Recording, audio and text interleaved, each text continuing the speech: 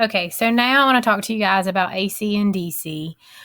Some of you may think that I'm going to talk to you about the band, which I do like the band, but that's not what this is referring to.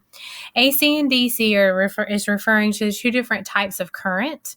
So let's go back and look at what actually current is. So current is actually just the flow of the electrons through a conductor.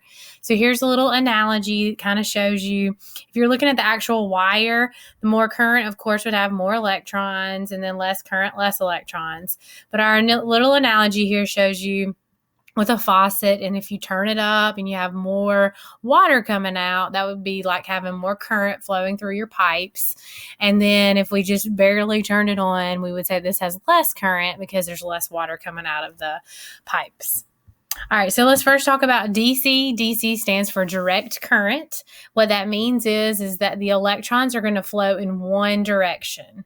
And not the band here again, but it flows in one direction.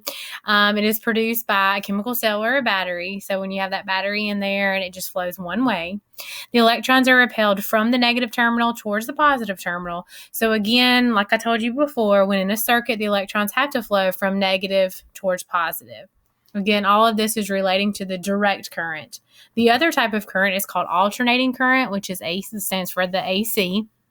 What happens with alternating current is the currents actually move back and forth. So I tell you guys to think about like how you alternate A day and B days here at school.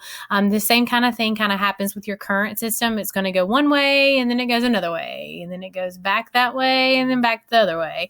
So it's constantly changing back and forth. It is produced by a generator. So with DC current, remember that was produced by a battery, but with alternating current, it's produced by a generator.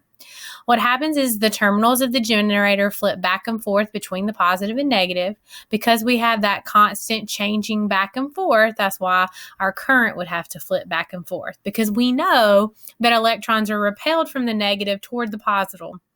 But because those terminals switch, then the electricity continually has to change directions because it's continually moving from the negative and towards the positive.